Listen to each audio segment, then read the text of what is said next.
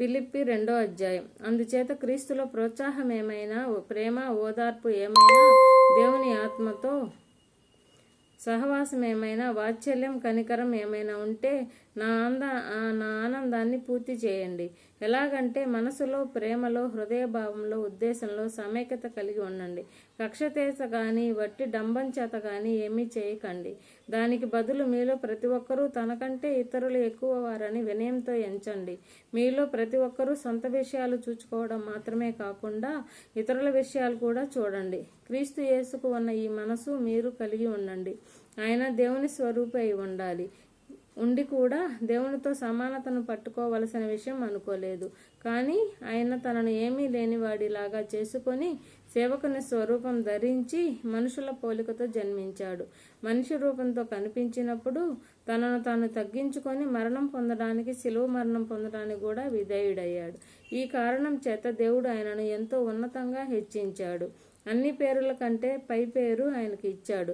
దీనికి ఫలితంగా యేసు పేరు విని పరలోకంలో కానీ, భూమి మీద కానీ, భూమి కింద కానీ ఉన్న ప్రతి మోకాలు వంగుతుంది. తండ్రి అయిన దేవుని మహిమ కోసం ప్రతి నాలుక యేసుక్రీస్తే ప్రభు అని ఒప్పుకుంటుంది. అందుచేత నా ప్రియ సోదరులారా, మీరు ఎప్పుడు విధేయులై ఉన్నట్టే నేను అక్కడ ఉన్నప్పుడు మాత్రమే కాకుండా నా హాజరు లేని ఈ సమయంలో మరీ ఎక్కువగా భయంతో వణుకుతూ మీ సొంత విముక్తి, సఫలత కోసం శ్రమిస్తూ ఉండండి. ఎందుకంటే దేవుడు తానే తనకిష్టమైన ఉద్దేశం ప్రకారం సంకల్పించడానికి, చేయడానికి మీలో పనిచేస్తూ ఉన్నాడు. మీరు కుటిలమైన వక్రతరం వారి మధ్య నిర్దోషులు, నిష్కపటులు, నిందారహితులైన దేవుని కుమారులుగా ఉండేలా మీరు చేసేదంతా సనుగులు, వివాదాలు లేకుండా చేయండి. వారి మధ్య జీవవాకు గట్టిగా చేతపట్టుకొని ఈ లోకంలో జ్యోతులు లాగా ప్రకాశిస్తూ ఉన్నారు. అలాంటప్పుడు నేను వ్యర్థంగా పరిగెత్తలేదని, నిష్ఫలంగా ప్రయాసపడలేదని క్రీస్తు రోజున ఆనందించగలుగుతాను. మీ విశ్వాసం యజ్ఞం, సేవ మీద నేను పానార్పణంగా పోయబడుతూ ఉన్నా సంతోషంగా ఉండి మీ అందరితో ఆనందిస్తున్నాను.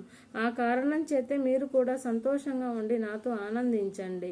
మీ సంగతులు తెలుసుకోవడం వల్ల నాకు ఉత్సాహం కలగాలని ఉంది కనుక త్వరలో తిమోతిని మీ దగ్గరకు పంపాలని ప్రభువైన యేసులో ఆశిస్తూ ఉన్నాను. అతనిలాగా మీ గురించి వాస్తవమైన శ్రద్ధ వహించేవారు మరెవరూ నా దగ్గర లేరు. అందరూ ఎవరి విషయాలు వారు చూచుకుంటున్నారు, కానీ క్రీస్తు యేసు విషయాలు చూడడం లేదు.